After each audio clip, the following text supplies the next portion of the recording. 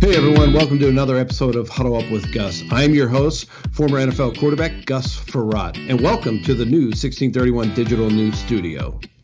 You know, some people say, no news is good news. Well, I say to those people, you've never read 1631digitalnews.com. Go to 1631digitalnews.com to get your latest news, sports, music, and entertainment. And maybe even listen to your favorite podcast, Huddle Up with Gus. Check it out today at www.1631digitalnews.com. Welcome to what surely will be a doozy of a matchup right here, sports fans. Whether your game is on the gridiron, at the diamond, or on the links, we can only say, welcome to this week's Huddle Up with Gus. 15-year NFL quarterback Gus Frerotte, passion for sports, has taken him on the field and behind the benches, playing for 7 NFL franchises with 114 TDs under his belt. Gus knows who the players are and how the games are won. It's not every day you get to hang out with an NFL quarterback, huh? Okay, sports fans, from the decked out and plush 1631 digital studios, it's kickoff time. So snap your chin straps on and get ready to huddle up with Gus. Strange variety, but again, a big play to Leslie. Hey everyone, welcome to another episode of Huddle Up with Gus. I'm your host, Gus Frerotte, 15-year NFL quarterback. I want to welcome you to the 1631 Digital News Studio. I also want to thank my team, Terry Schulman, Ian Kiss, Brian, the super producer, and Joe Corby. We want to thank him, obviously. And we want to thank Sounder FM, one of our new partners. So Sounder FM, thank you for letting us put our podcast on your platform. And then we also want to thank Vegas Sports Advantage, sports betting. Go there, check them out. When Vegas Sports Advantage sports betting, they've been really increasing people's value and numbers. So check them out at VegasSportsBettingAdvantage.com. So everyone, what a guest today. It's a little different than what we normally do, but I'm really excited. You guys would know him from, his bakery in Maryland, Charm City Cakes, but also, he's also used television extremely well. You know him from Ace of Cakes. Duff, it sounds like that you were born in Detroit, you moved all over and ended up in Virginia, and now you're in Maryland. But welcome to Huddle Up with Gus. Duff Goldberg from Charm City Cakes. How are you doing today, buddy? Doing great. How about you guys? I'm doing wonderful. I was looking through your bio and checking everything out, and I was just wondering, does kind of every chef or wannabe chef start out at like a McDonald's sometime in their life and it's a fry cook? I mean, you have to start somewhere, and I think that, starting at a place like McDonald's, I think when you say that, you think of I've worked in some of the best restaurants in the world. I've had a pretty crazy career. And when people hear that my first job was McDonald's, they kind of laugh at that. But the thing is, McDonald's, they really it's a low paying job. They're taking, young kids that don't really have a lot of experience, and they're teaching them how to be members of a team. And it kind of for me was the perfect first job. It's all right, you are an idiot. You don't know anything. We're going to teach you how to work in a restaurant. Okay. Lesson 1, shave before you come to work. Make sure your uniform is clean. Make sure there's the right amount of ice in every single Coke, stuff like that. You cook the fries for 2 minutes and 47 seconds. That's how long you cook them. And I think that when you work in a nicer restaurant, they assume that you have that, all that stuff kind of down. So it's a great first place. I mean, it's you take a JV football player and you put him on a pro team. The pro team isn't going to want to teach a kid all right, here's how you block. You know what I mean? Well, and usually when you're at McDonald's, the general manager there is not going to chew you out for making a mistake because he knows you're young. But if you go to a nice restaurant and make mistakes, that head chef can get kind of ornery sometimes. I know a lot about him. My good buddy's a chef, so I've seen him in action. Yeah, I've been chewed out before. And I'm sure you've done your share of it. I try to, I take a different approach. You know what I mean? I really try to, I try to lead by example. And, when people make mistakes, I try to, help them like understand why it was a mistake in the first place. And then, you know what I mean? Like, instead of sort of being like, oh my God, you messed up this cake. What's wrong with you? I'm like, okay. So here's what I think you're doing wrong. Let's fix this. You know what I mean? Yeah, no, I don't know. awesome. I find that like in a lot of kitchens, like, like professional kitchens, it's a very high pressure place. It's moving real fast. You got people out in the dining room or waiting for their food. You don't have time to be nice. When you're decorating wedding cakes, you have a little bit more time. And most of the people that work for me went to art school. Most of them aren't like culinary kids, and so it's a different style of management. Yeah, you have a little more time. Like, it is frantic in a kitchen when you're like, I worked at my buddy's restaurant, and my kids worked there with me through COVID. And, he had to let everybody go. We were just helping him out. Yeah. And he didn't really do any kind of takeout before that. He was a pretty nice restaurant. And then we did takeout. And when it would get busy, it's crazy. And then for me, the crazy part was like cleaning up at the end. I was like exhausted. I'm like, he's like, we got to clean up now. And I'm like, what? That's the hard part. Yeah. So no, that's awesome. But let's get back to you growing up. I know you grew up in different places, but tell me, what kind of role did sports play in your life? And do you have a memory of like when you fell in love with it? Yeah, so I played football and lacrosse in high school, and lacrosse and ice hockey in college. And that's awesome. Like, yeah, good sports. You know what I mean? Like, lots of hitting. Lots. Yeah, those are good crossover sports for both. Yeah, definitely. Like lacrosse and ice hockey, very, very sort of similar. I mean, on my high school lacrosse team, a bunch of the ice hockey players played on that team. We had a bunch of the ice hockey team was also on lacrosse in college. And it was like, there's something like, I don't know, those kinds of sports I thought were really good. Like, just for me, like, I am not a good athlete, right? It's not like, I'm not like a naturally gifted athlete. I was never the star of the team. I was never, in college, I never scored a goal. Not a single goal. It wasn't really my job. My job was to kind of hit people. But you were a defenseman in lacrosse. Yeah, I was a crease. You had a long pole. Yeah, big long pole. I called it 6 feet of pain. Yeah. So my son did too. Both my sons played lacrosse and hockey. Oh, so cool. Yeah. It's a great sport, but I feel like those sports were I think they were really good for me, and just in that, like, they teach you how to have people rely on you. You know what I mean? Like, if I'm dropping my cover, I'm letting the whole team down. You know what I mean? It's not like I'm not just letting myself down. And I think that's why team sports are really great for stuff like that. Yeah, and I think everyone should play them, because when you get into kind of real life, as I always say, where you're out working and you become part of a team, there's trust. There's, like you said, you can't let somebody down. You have to rely on your teammates because you can't do it all, right? I had to rely on my left tackle or my guard or my lineman or my receivers. Any of them screwed up, the play wasn't going to work. And it's probably no different for you now. And so I think team sports gives us a good opportunity to learn those skills. Yeah. And then, you look at a kitchen. I mean, kitchens are really set up like teams. I mean, they were like you are a team, just like you were in high school and college, and there's something to be said for just learning how, when you're young, learning how to lose, as a team, but also as an individual, learning how to deal with failing, I think is really, really, really important, because a lot of times, I feel like, and this is something I think all sort of middle-aged old guys are saying now is people need to learn how to lose, right? And kids, I feel like now really don't understand. Look, man, you hear it all the time where everybody gets a trophy, right?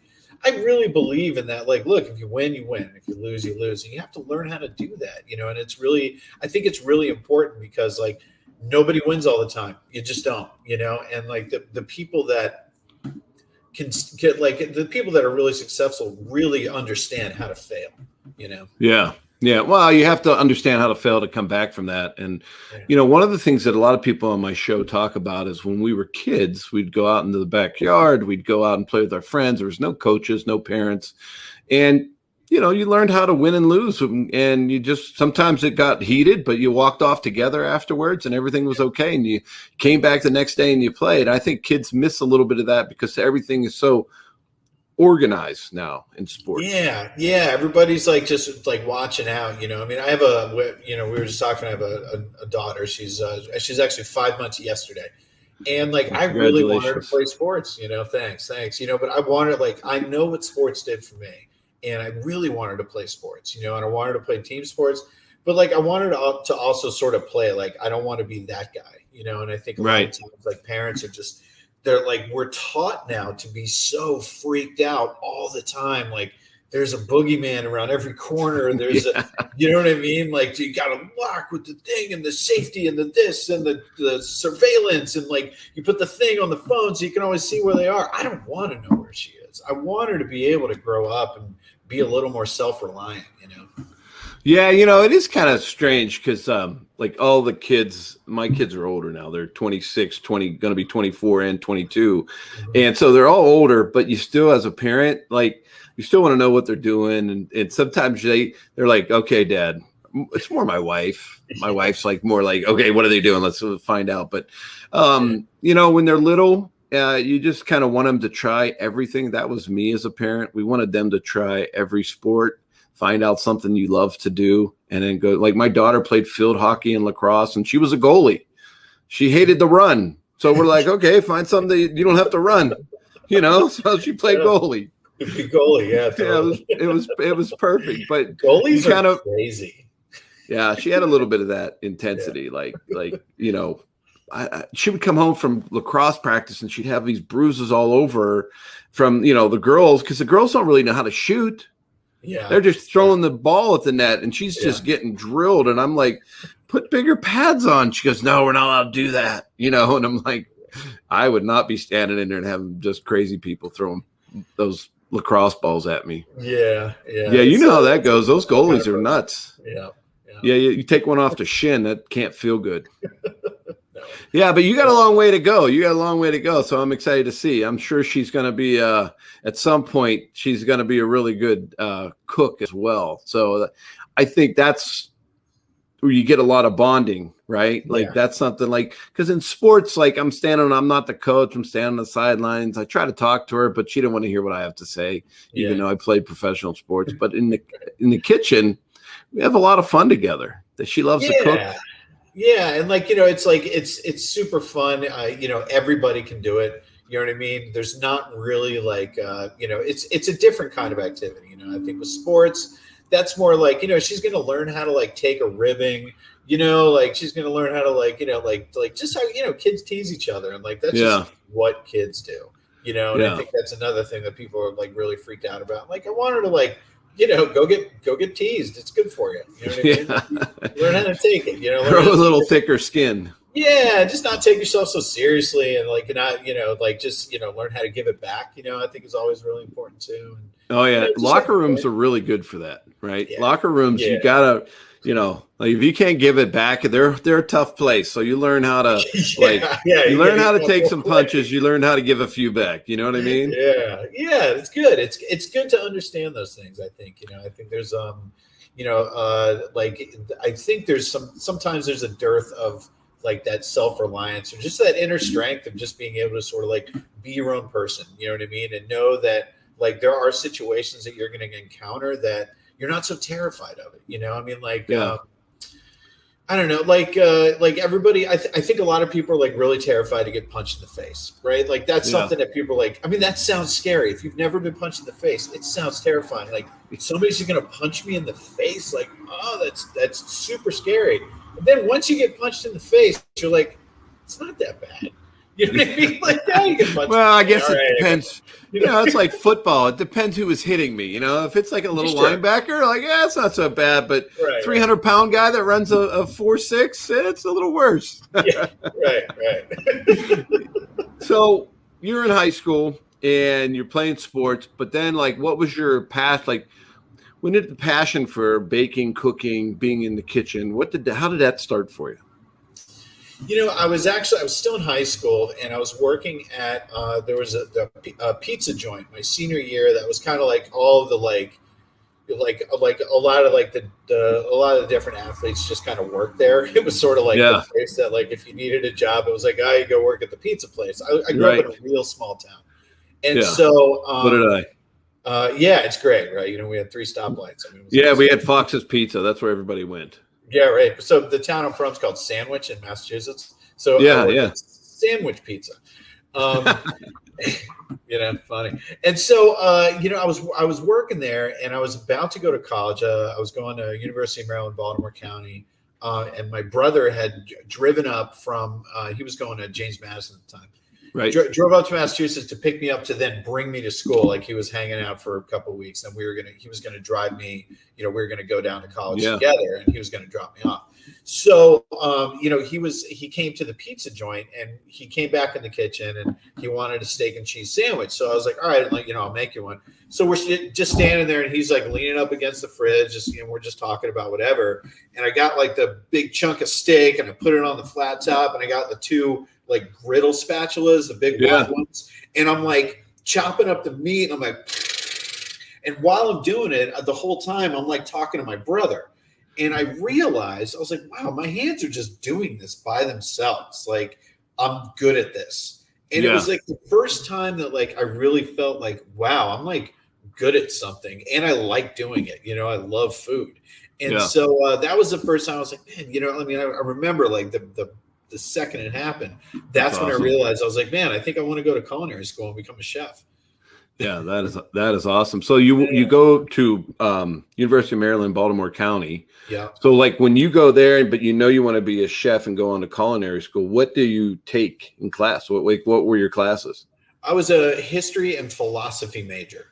So I concentrated in East Asian history and then ethics as well for some reason. I don't know why. But I think it was, you know, the thing about college that I really like, what I got out of college was that it's not that I like learned who Epictetus was or, you know, what happened in the Tokugawa era of Japan, right? I mean, I did learn those things, but the thing I really learned was just like how to think.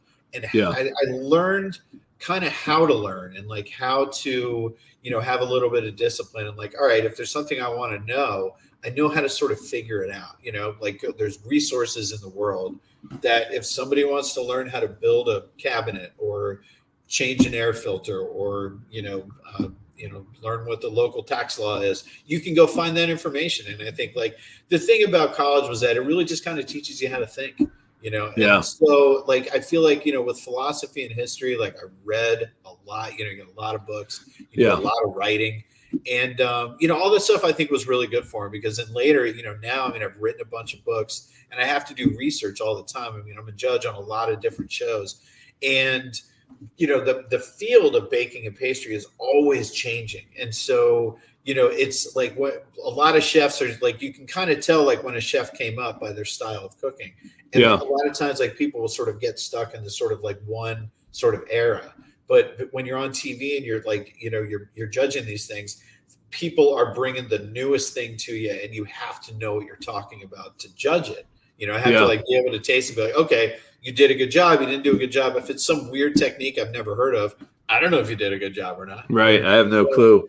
Yeah. What kind of technology are you talking technology or just different ingredients? When you talk about it's always changing. What do you mean by that? So a lot of time, like for a while in like the late 90s, early 2000s, it was definitely technology, right? People were using lots of different stuff, you know, like it went from, you know, a saute pan and some fire to liquid nitrogen and, you know, all these like, you know, different powders and things that they would add and make gels and bubbles and like, you know, it's all molecular gastronomy stuff.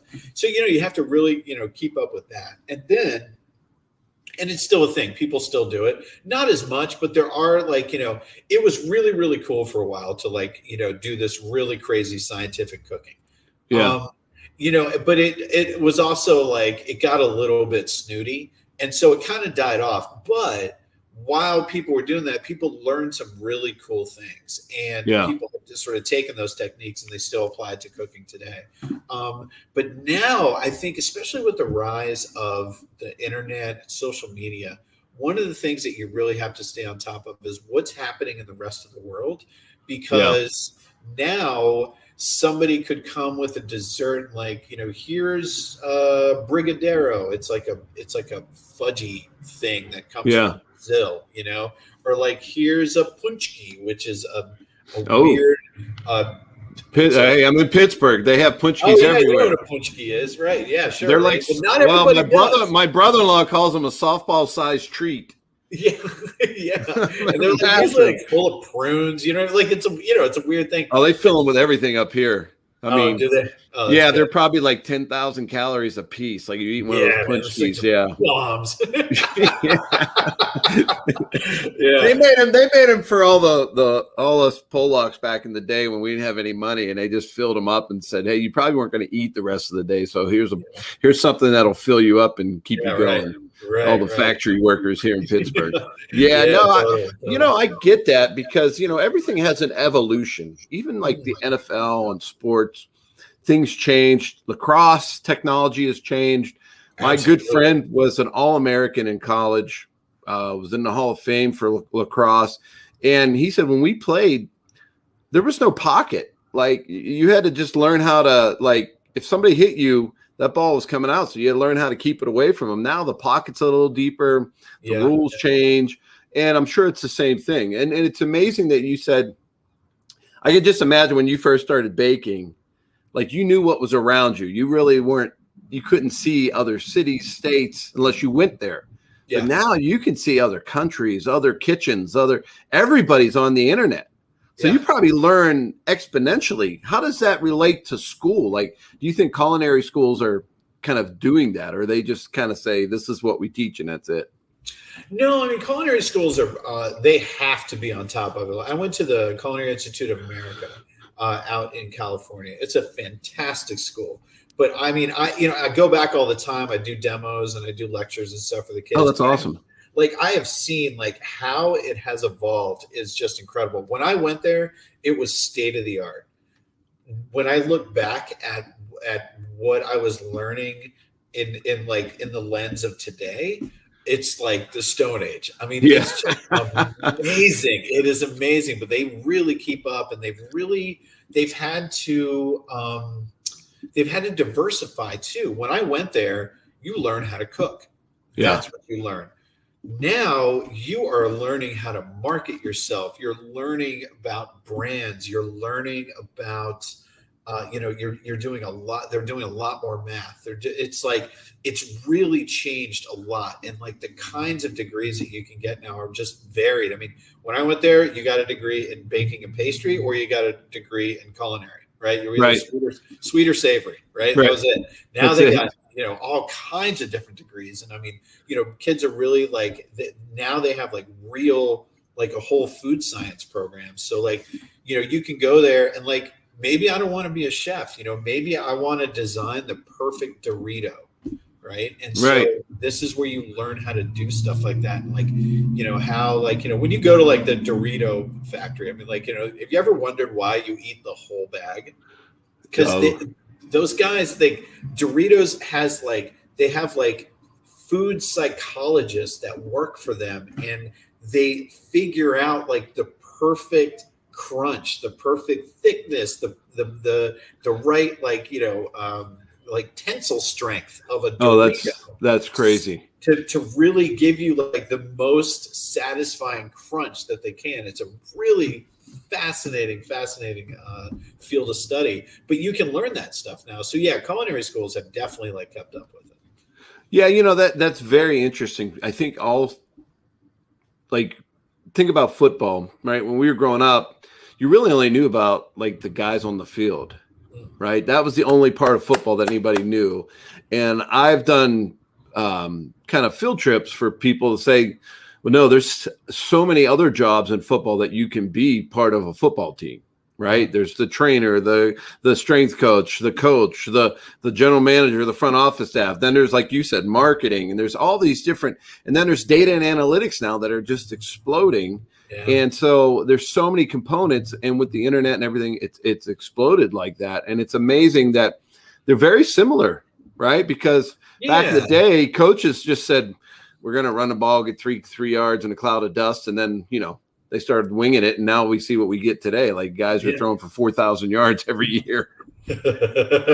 It's crazy. So I want to know, what I always wanted to know was, when you bake these cakes, right, and you're doing these shows and you're in competitions, what happens with the cakes? Like, are they donated? You know what I mean? Because you're making these incredible things. Well, so it's funny, like, you've been around a lot of media, you've seen plenty of film crews in your day. The film crews are like biblical plagues of locusts, where they just consume everything in their path. And so all that food, like all those guys just eat that stuff. You can't really donate it because it's like a prepared food. A lot of times, like donations, they got to be, like sealed. They got to be in cans. It has to be something that's not perishable. But for a cake that we've been working on, they just crush them. They just crush it. Yeah. Yeah. I mean, I've watched so many of your shows, and it's amazing to see the timeline. And then all of a sudden, it's like you guys are making this monster cake. I think you did Star Wars, right? Did you do a Star Wars one? Couple, yeah. Yeah, and they're just massive. There's all these components and parts, and your team's working. Then they shove it into a half-hour show on the network, and it's like, wait, that had to take way longer. Like the stress level had to be incredible. So how do you get your team to deal with the stress? You're like a quarterback. You got to manage all these things, and there all of a sudden something falls apart. There's a blitz, and I got to figure out what to do. My strategy for getting the best out of people is making sure that everybody is having the maximum amount of fun that they can. When you're enjoying yourself, especially in something kind of artistic like this, and also playing sports. I mean, if you're out there and you're having a good time, like you're going to be having fun. You're gonna be jumping around the field, your tight ends will be catching the ball. Like, you're going to be laughing, having a good time. When you're frustrated, you've seen that, I'm sure you have, when you're frustrated, you're not doing good work. When you're mad, when you're you're all kind of, knotted up inside, you're not doing your best work. When you're really having fun, that's when you're really getting the best out of people and getting the best out of yourself, because that's when it's effortless, right? When you're having fun, it just flows out of you. It's like music, the same thing, when you're playing music, like, if you're just sitting there and you're just focused on like, okay, A sharp, C flat, like it's going to sound like that. But when you're loose and you're enjoying it and you're hearing all the other instruments and you're just playing, that's when you get amazing music, And so what I try to do is, like, even though like everybody wants to win, right? And like I say all the time on television, I'm like, oh, I don't care about winning. Like, that's not why I'm here. I'm just trying. Yeah, you do. Yeah, I do. Of course I do. Everybody does. You know what I mean? Everybody cares about winning and losing. You want to win.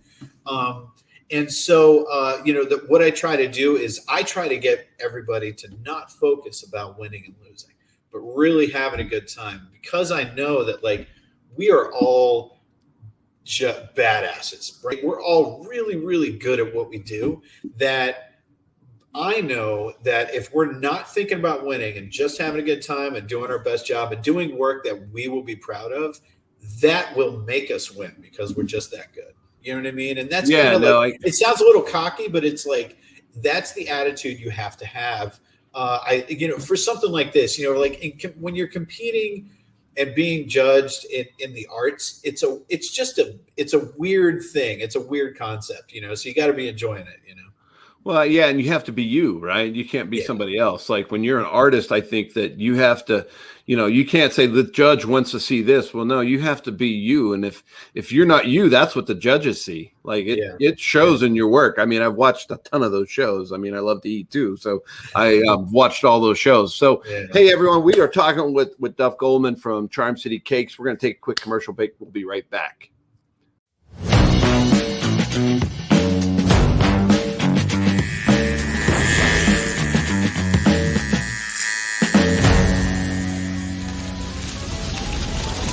Huddle Up with Gus listeners, Manscaped, they sent me, they hooked me up with a bunch of tools and formulations for their package 3.0 kit.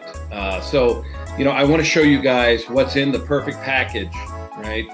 we all think we got a perfect package, but they sent me the perfect package 3.0 kit. And I want to show you what they sent me. So it was crazy. It came in this great box, and you can see what it says.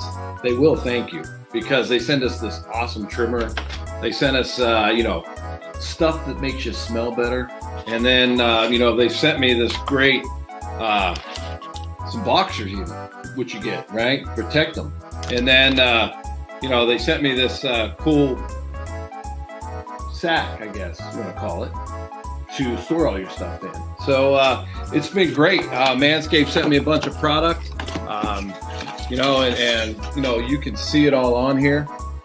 You can go to manscaped.com and put in the code Gus Frerotte, that's GUSFREROTTE, get 20% off and free shipping when you use that code. But you can get a kit, you can get individual items like this way cool groomer that has a little LED light, ceramic. These things come apart, they're waterproof, you can do a lot with them. So Manscaped is great. It's funny.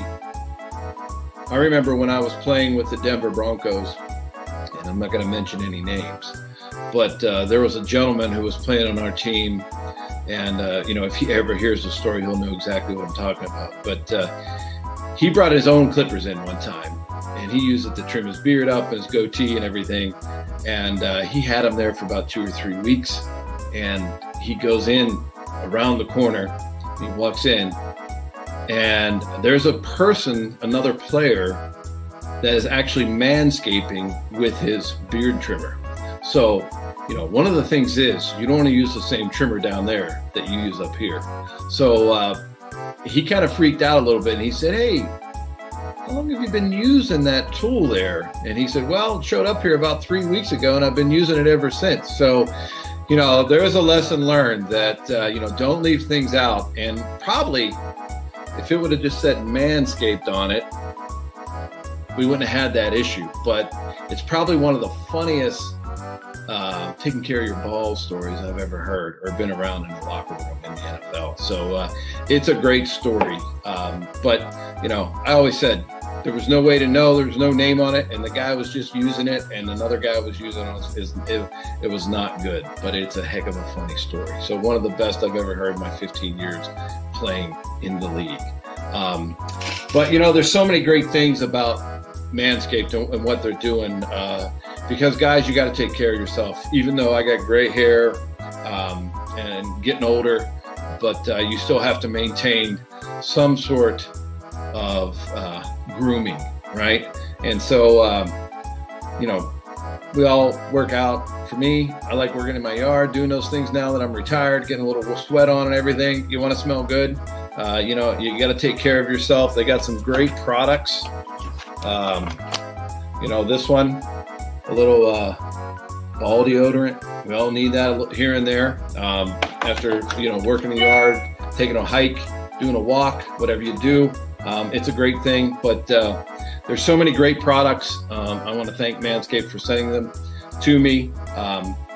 The Lawnmower 3.0, obviously you can use it anywhere in your body, but I'm sure you guys have all seen the commercials. But this is one just letting you know that the Lawnmower 3.0 comes with the perfect kit. You can buy the lawnmower by itself. You can buy all these products individually. They even sent me this wonderful shirt. You can see the back. Your balls will thank you. And then here's the front. So it's an awesome shirt. They have great gear. And you know what? Sometimes you can just sit back, take care of your balls a little bit, and read the paper. So I think Manscaped even has their own daily news, which is great. So don't forget that you can go to the code Gus Frerotte, and that's GUSFREROTTE,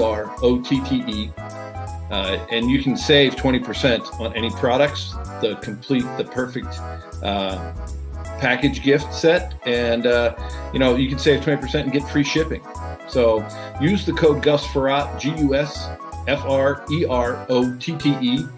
Hey, everybody spells my name wrong. They even spelled it wrong on the back of my Pro Bowl jersey. So, I gotta help you guys out. So don't forget how important it is that you use these products, take care of yourself down below, and have some fun, right? There's nothing closer to you than your little buddies.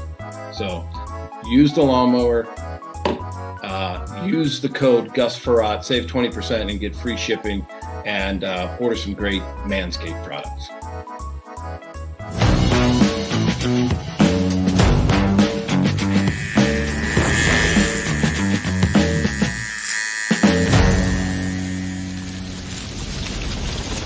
All right, hey everyone, we're back on Huddle Up with Gus. We're talking with Duff Goldman from Charm City Cakes. We were just talking about competition and what he gets his team to do and how he gets them to perform so well. The other question I had for you, Duff, was have you ever recruited an artist away from another group? Like, I think there's, because there's got to be some amazing talent out there, and I don't know how that works. Like, I've so my first baker is in Baltimore.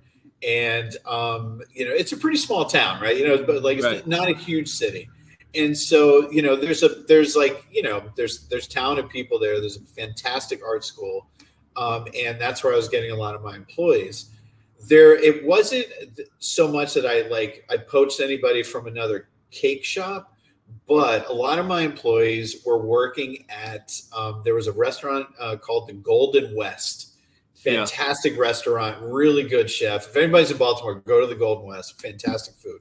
But it was also where kind of like what sandwich pizza was for me and my friends in high school, the Golden West was for kids that went to the art school in Baltimore. A lot of the kids that went to that school would work at the Golden West. It was just a place to work.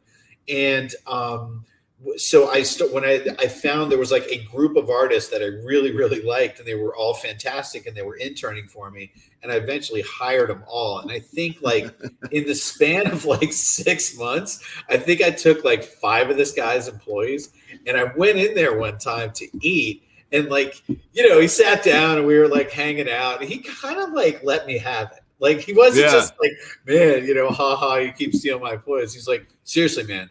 Stop stealing my employees. He was super mad. And I was like, dude, I didn't mean to. Oh yeah. Well, I mean, but you got to get talent, for what you do, and then the creations you make, you got to have talent, right? You got to find it. And that has to be ongoing probably for you with all the new technologies and everything coming out today. Yeah, definitely. So tell me, just watching cake decorators now, I mean, back in the day, during Ace of Cakes in the mid 2000s, we were those guys are amazing. And man, you see people now, and it's we're how'd they do that? Right. I mean? I'm sure you've seen kids like that because you do kids baking shows and things like that. And you're like, this kid's incredible. Yeah. There was a kid, he was 12 years old, and he made a mosaic out of cupcakes that looked like the Mona Lisa. Oh my God. He's 12 years old. I was like, man, I've been coming for me. That's like those guys that do you ever see the guys, they take Rubik's cubes and they'll make the colors, but then they'll make a whole art out of them. And I'm like, how do they even think about it? I don't know. They must have some algorithm on their computer unless their brain is just sharp like that. I think a lot of it is too, it's a form of muscle memory. I find that I mean, some of it is straight up muscle memory. A lot of times with painting, when you're using a brush and you're painting, a lot of that is kind of muscle memory. When you're piping, with royal ice. But then sometimes when you're doing things that are for example, mosaics that, look one way, but then as you kind of step back, you kind of sort of see what it is. A lot of that is sort of it's like a mental muscle memory. Sort of kind of understand how pixels work. You know, and you can kind of see in pixels, Yeah, you can't. Well, you have to see the end result, but you have to have a blank landscape. That's really difficult for me because I'm not an artist and I have a hard time with that. You know what I mean? I wasn't my brain, but you guys, you have to see this whole when you're creating these incredible art sculptures.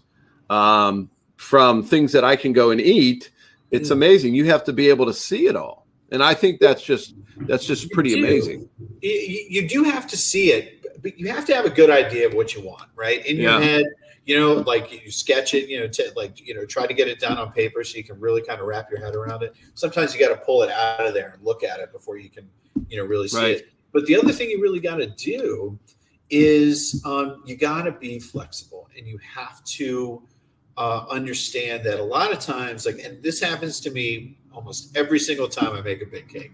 I have an idea of what I want, and then we'll start building it, and design problems will happen, or technological problems will happen. There's things that you're like, oh, I didn't think about that, or I didn't think about this thing. And so what you have to do is, when you're creating these things, is really be flexible and be able to, sort of say okay, this is what I wanted.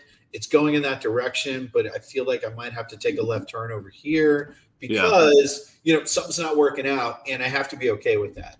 And what it does is, instead of forcing it, right, and just being like, nope, this is what I want, this is what it has to be, when you're a little bit more flexible, you see that things just have a better chi. They just flow, You would make a great coach, because there are coaches that coach in the NFL that say, this is our offense and this is what I run, right? Yeah. So then they recruit guys that are good players, but they don't understand that offense and they don't fit in, and they're trying to make them mold into that. Mm-hmm. And I've had coaches do that with me, where I was a certain type of quarterback, and I went to the West Coast system, and I didn't fit that great into there, right? It was a lot different for me. Yeah. And it was like that. They didn't want to bend. They didn't want to mold. The one game we were behind by 2 touchdowns. So then I'm throwing these long passes down the field and everything. But the coaches who said, okay, when Gus gets in, this is how he plays, and we got to go with his talents and his strengths. Yeah. Everything felt better. It's amazing how similar it is. Yeah, it really is. I mean, and it's look, you're instead of trying to force it, right? If you're not, a certain kind of quarterback, if you're not going to be throwing, outs, but you got to you're great over the middle or something like that. If they're trying to force you to either bomb it down the field or be a laser beam in there. If that's not your thing, then you're going to force it, and it's going to fall apart. You know what I mean? But when it's okay, this is what this guy's good at, go for it. It's the same in the shops. I have people that are really great painters, right? I have some people that are really great sculptors. Right. Some people that are really good at photorealistic stuff, and I have some people that are really good at more abstract stuff. And everybody can kind of do everything, but there's definitely people that have certain strengths. And so instead of being okay, I know that you're a great sculptor, but I'm going to make you hand paint this entire thing. It's they'll get it done, but there's other people that would be so much better. If you got 8 months, I'll do it. Yeah. So all right. So if you had take a quarterback that's playing today, and you had to bring him in to help you create a cake, who would you want? What's your ideal quarterback? I can see, I've seen your shows, and you kind of know how. Every quarterback's different, right? Lamar Jackson runs around. Kyler Murray runs around. There's some guys that are just drop back. So what quarterback would you want in your kitchen? Oh, man. I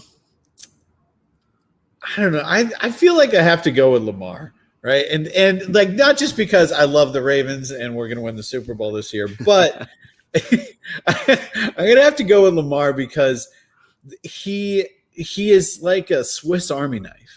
You know what I mean? He can do so many different things, and he really kind of understands. I feel like he's just operating at a different frequency than most people.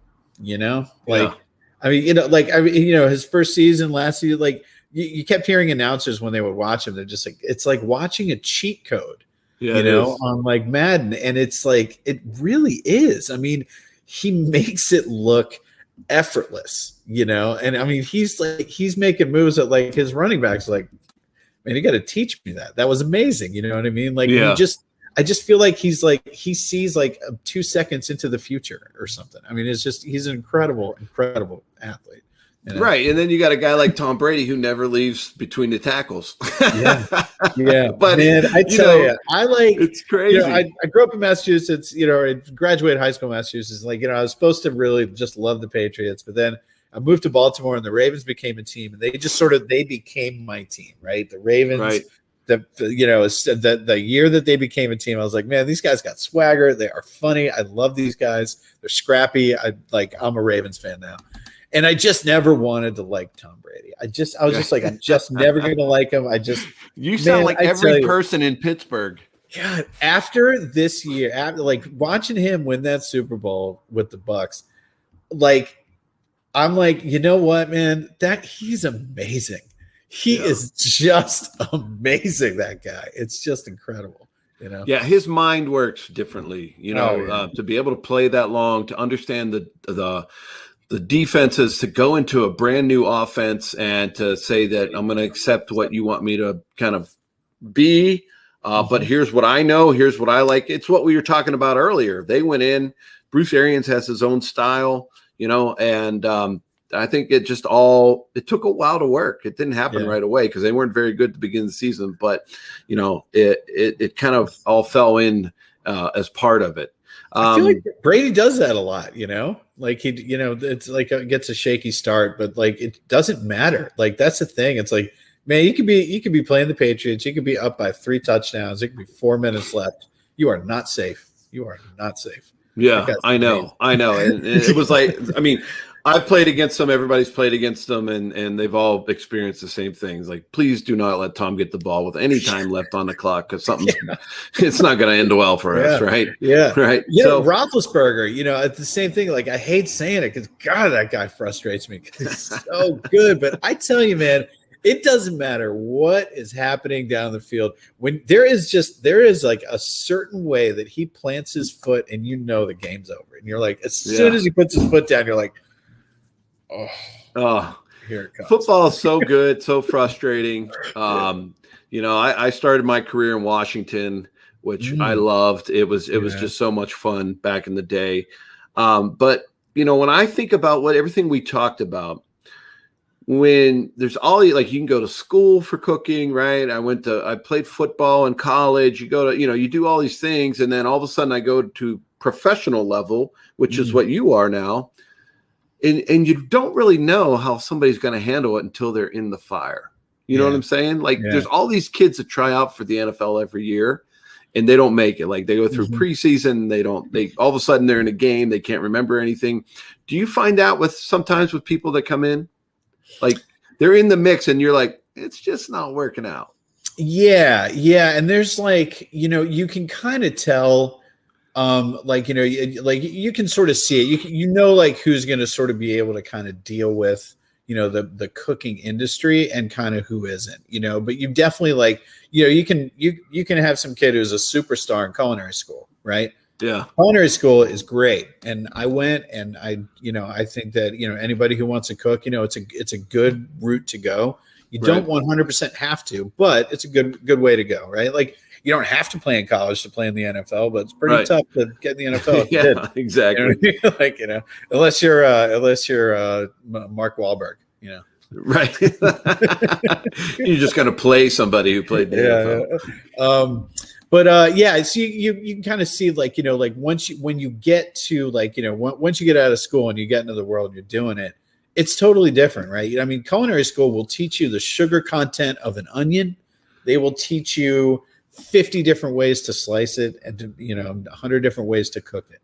But until you get out in the real world and somebody hands you a sack of 50 pounds of onions and says, dice that, you don't know how to do that. You know what I mean? And and so that's there's a big difference between sort of like the things you learn in culinary school and then the things you learn in the real world. And so like for me, like I worked at a lot of restaurants before I went to culinary school. I worked like I said at McDonald's. I worked at a lot of different fast food joints. But then I worked at other places. I worked at like a breakfast joint. I worked at the pizza place. I worked at a fine dining restaurant in Baltimore, actually 2 of them. And so you like going into culinary school, I had the sort of the chops. So like Yeah. The teachers, like, that, like, they didn't have to teach me, like, all right, this is how you cut a strawberry, or this is how you clean a melon, or something like that. Like, I already had all of that knowledge. And so it just kind of helps, because that way, like, when you start getting into, like, the more advanced stuff, you're ready for it. Well, you don't have to think, right? That's just like being a quarterback. When you have to think about what you're doing, it never turns out well. When you can just play because you know what you're doing, like second nature kind of things, it always goes better. Like for you probably, now you get all these things put in front of you. You don't even have to think. It's just like what you were saying about when you cooked that steak for your brother, right? The hoagie, right? You just weren't even thinking. You were just doing. And that's I think what makes people really good. Yeah, like with judging, like being on television now, like, it's like, I can taste something and be like, all right, I can taste there's too much baking soda, or I can taste that you overmixed it, or I can feel you overmixed it, or you forgot the salt, or this would be much better with cloves than cinnamon, things like that. Like, and that's things that, like, that you can't learn that in school. There's like, you just, like, that just takes experience. And it's like, you don't really get that until you're older. You know what I mean? Like, you have to just get that experience, for years and years and years and years, and really start to, before you can kind of do that, where you're like, that's how your brain works. Like, I can taste something and I can be like, all right, this is what's in here. This is what should have been in here. This is what, this is what's working. This is what's, it's a weird thing. Yeah, and I liken what you're doing to what I've done, right? Because I tell kids all the time, you just got to work hard, and hopefully the best can happen for you.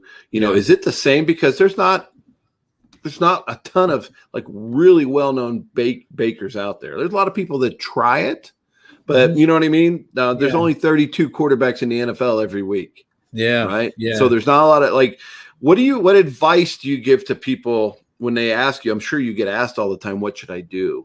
What advice do you give to people? Like, when people like a lot of times people are like, I'd like a career in television, and I'm like, the best way to get on television is to be awesome at something, right? Be the best one that you can possibly be the best one in your city, whatever it is, whatever you're doing. If you're a baker, if you're a cook, if you're, whatever it is that you're doing, be the best one you can. And then if, TV kind of like has its searchlight out and it's looking around, then it might find you. But if it doesn't find you, you're still the best one of that thing in your city, right, or the country, or, whatever. I mean, there's a lot of bakers out there that are absolutely amazing, much, much better than me. And like, they're just like, they're dedicated to the craft, and that's what a lot of times, like, people that, like, if the desire is, I want to be on TV, that's usually coming from somebody a little bit younger, right? It's not really something that like somebody who's had a little bit more experience would say, because as you go through it and you're working in your craft and you're getting better at it and you're refining it and getting, finding more and more deeper meaning to what you're doing. And when you're finding, like, real fulfillment in the execution of craft, you find that, like, like fame and notoriety and all that stuff, you just don't really care about it as much. You know what I mean? Like for me, it's a job, and like and I mean that in a good way. Like, I treat being on TV like I treat decorating a cake or baking a loaf of bread. It's a craft, right? Being in front of the camera is a craft, and it's something that, like, I'm really trying to get better at. I didn't understand that for a long time too. Like, well, how nervous were you the first time you were in front of the camera? Tell me about that, because it could be pretty. Like, my first game I ever played in, I mean, it's like I'm throwing up in the bathroom. I'm like, my stomach's curling. Like, now, this is the first. You just been been a baker. Now it's like I'm on this show. It's, they're telling you it's going to go out to all these people. Were you nervous that first time? It's funny. Like, I don't know why this is, but like, I've never really had stage fright. You know what I mean? Like, I kind of like, I was a class clown. I was, I'm a pretty big goofball. You know what I mean? Yeah. Like, I sort of like, and I've never really like, I don't know. I've never been sort of afraid of that stuff. Like, I'm sure you've done a lot of like, like personal appearances, right? Where you go and do like a lecture at a college or something like that. Yeah. So I do a lot of them. And the first time, like, my agency called me up and like, hey, do you want to go talk to like 1,000 college students in an auditorium? I was like, sure, why not? Yeah, nice. So they booked it, and I went, and it was, I think it was at University of Maryland at a College Park. And so I went down there and went into, this big auditorium. There's all these kids in there. And I'm about to like go out on stage, and there's like the stage manager and like all the people that kind of like brought me there, and the people that like signed the check, all those guys, they're all there. And so like, I'm about to go out there, and I was like, hey, what do you guys want me to talk about? And they were like, you don't know what you're going to talk about? I was like, no, I thought like you guys might have like a topic that you wanted me to discuss. And they were like, no. And I was like, okay, we'll figure it out. And so I walk out on stage, and I, just started talking and hanging out and telling stories, and, it was hilarious, right? It was really funny. And it just like, it kind of like went off without a hitch. And so I feel like I've just sort of like, I've never been afraid to talk to a camera, like talk to a crowd. And so like the first time they ever like kind of turned the camera on, I was like, I'm just going to be myself, right? I'm not an actor. Right. Yeah. I'm like, when I try to act, it's so obvious. I have a new show called Duff's Happy Fun Bake Time. Yeah. And it's me baking with puppets.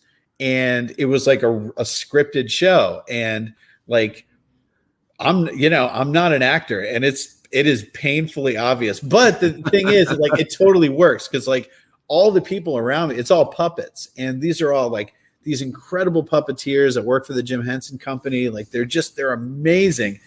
And so there's like a certain like, there's like something very endearing about it. You know what I mean? Like, do you get caught up in the puppet, or do you know like the person like running the puppet, right? Because do you get caught up like finding that you're talking to the puppet, and like your mind's like talking to this puppet, but not really the person? You know what I'm saying?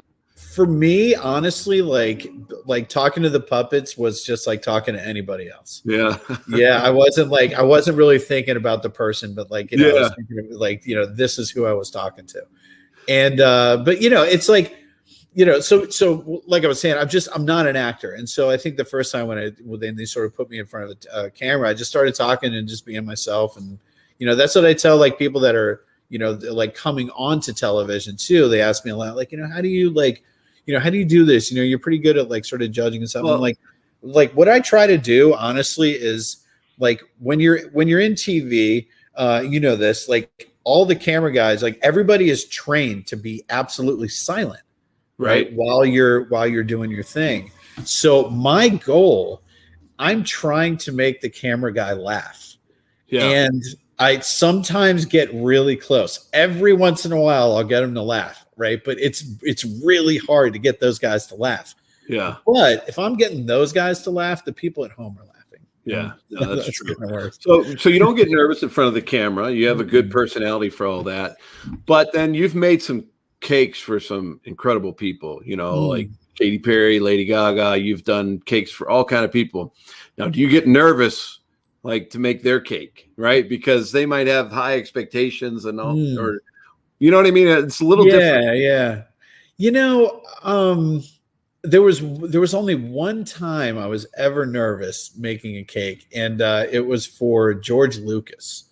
Oh, really? Yeah. And just, the thing is like Star Wars, like I've grown up with Star Wars, I was born in 1974. The first one came out in 1977. And like, it's been a part of my life since I can remember.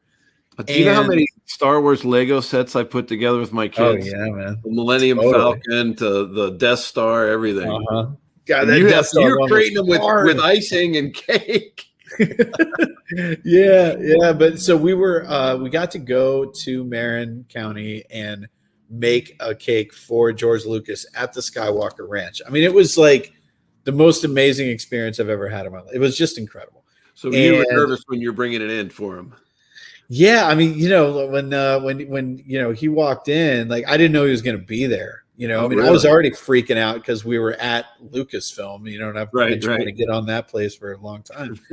And then George Lucas walked in, and like I was terrified because I mean, the thing is like he just means a lot to me. You know what I mean? Like the guy, he made it cool to like be it kind of nerdy, like he made like space magic cool, laser swords and, spaceships and aliens and all this stuff. And he just made it cool, and I think that like just the mythology that he created, and what that means to so many people. It's just like, I don't know, it was really exciting. And so when I met him, I was like, I kind of threw up in my mouth. What did you make for him? It was a life-size working R2-D2. Oh my God. Yeah.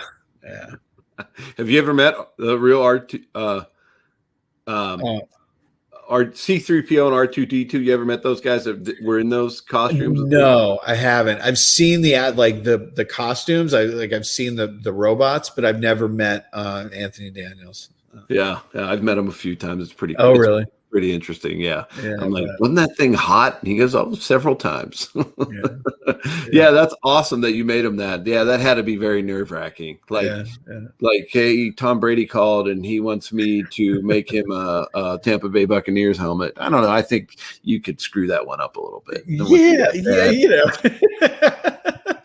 I don't know. Like, I actually met Tom Brady once at a Best Buddies event in Boston.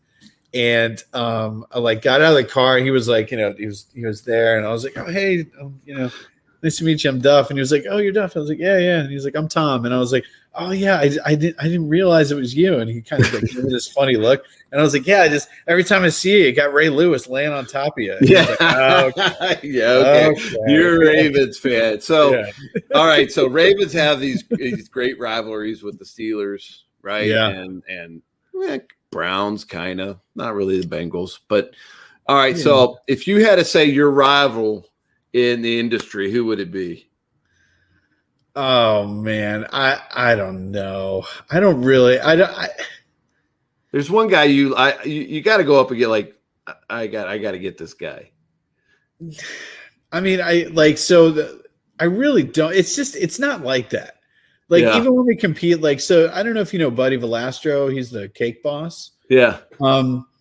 We do this show called Buddy versus Duff every year. Cause we both kind of do the sort of big, crazy cakes. Yeah. It's like every year it gets bigger and bigger. Like I'm waiting for the 100-ton crane to have to bring in the cakes at some point. Dude. I mean, I've gotten really good at driving a forklift. Yeah.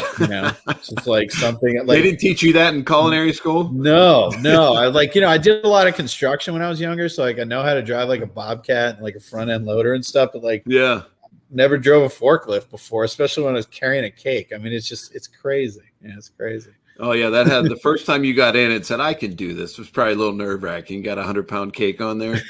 It's never not nerve wracking. Yeah, I was doing it a couple of weeks ago, and it was nerve-wracking.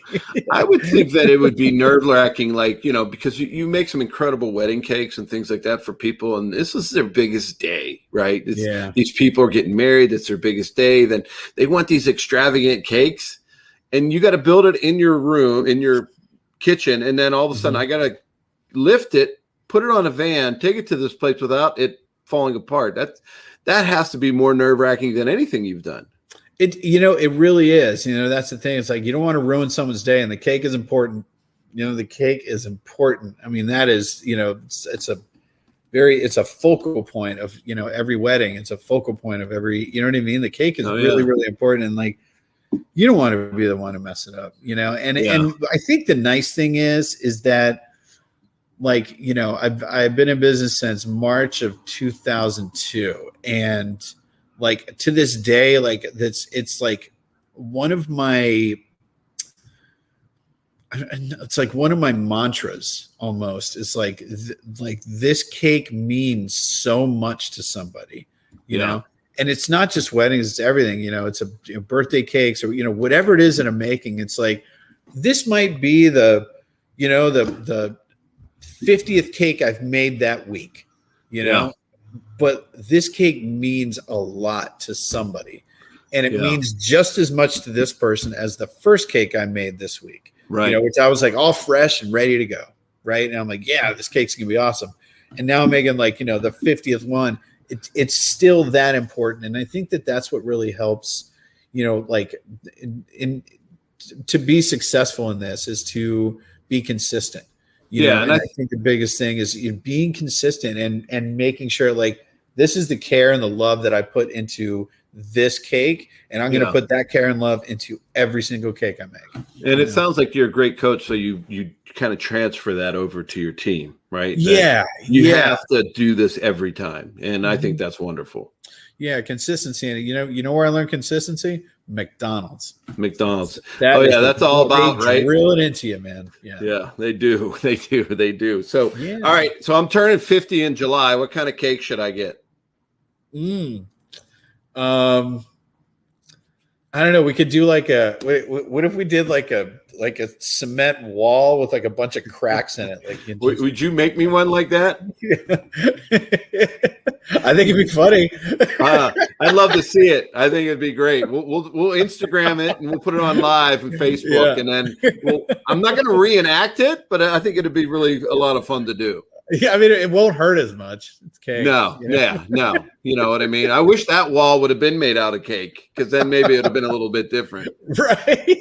maybe that's what I thought. Maybe I thought it was cake because I scored a touchdown and wanted to celebrate. Yeah, that's what it was.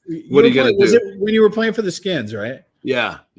So we were playing the Giants. It was a huge game. I had all kind of stuff going on in my life.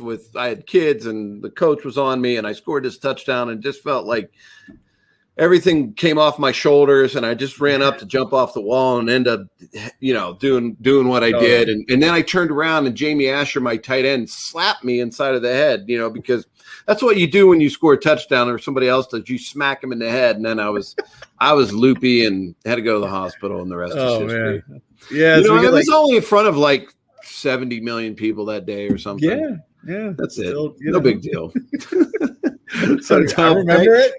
Oh yeah, I don't think I'll ever forget it. Right? To be honest, I told my kids I'll always be on ESPN forever. Yeah. Not for good stuff, but what do you got to do? If you can't laugh about it, what do you know what I mean? It's gonna. Yeah, totally. So when we make the cake, we'll do like a maroon and yellow smear kind of on it too. That's perfect. That's perfect. Yeah, it'll be I think my wife kids would absolutely love that, because they have to hear about it all the time too. What are you going to do? Oh, man. We laugh about it. But so I appreciate you joining me and spending some time with me. But tell all of our fans and everybody who's listening how they can follow you and where they can go to, kind of find you. I mean, you're doing so many. What shows should we watch? Where should we go to watch you on TV now? Gotcha. So if you get Discovery Plus, Duff's Happy Fun Bake Time is streaming on there. That's the puppet show. It's a kid show, but it's really for everybody. It's more like Pee-wee's Playhouse. You know what I mean? Oh yeah, I remember that show. And then if you're watching Food Network, I think starting in July is Buddy versus Duff season 3. Wow. And I'm here in Knoxville right now. We are filming Holiday Baking Championship, Spring Baking Championship, and Kids Baking Championship. So those will start airing right around Thanksgiving. Wow. So. And then you can follow me on social media. It's all, at Duff Goldman. And so the Buddy versus Duff, what's the tagline this year? Go big or go home? I don't know. I mean, it's like, what else can you guys do? So our tagline was dumb and dangerous. Dumb and dangerous. Yeah, Team Duff, dumb and dangerous. There's got to be flames shooting out everywhere. Don't get too close. You could get electrocuted. There was some dangerous, very dangerous stuff that we did. Yeah. That's awesome. That's awesome. Well, Duff, hey, I thank you, man, and hopefully we can stay in touch. I seriously would love to get a cake from you for my 50th. I think it would be classic. Oh man, it would be an honor. It'd be really cool. We'd love that. That would be great. But I appreciate you taking your time, and it was just amazing to me that you have sports in your history, competition, and you sound like a good coach for your team. And there's so many similarities to sports and what you're doing, and people don't understand that, but I think you brought it to life today. Thank you. Thanks. I appreciate it. Thanks, guys. So, hey, Enjoy your time. I want to thank everyone for joining me on Huddle Up with Gus. I want to thank Duff Goldman for joining me and telling us his amazing story and hearing a little bit about how sports and baking are very comparative in the world today and how we're all growing with technology, especially in the baking industry. So thank you again, Duff, and thanks to 1631digitalnews.com. Thanks to Sounder FM.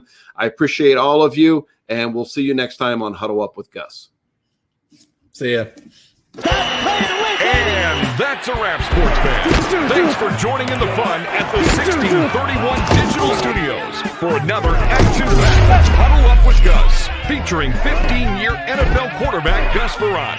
Huddle Up with Gus is proudly produced by 1631 Digital Media and is available on Apple Music.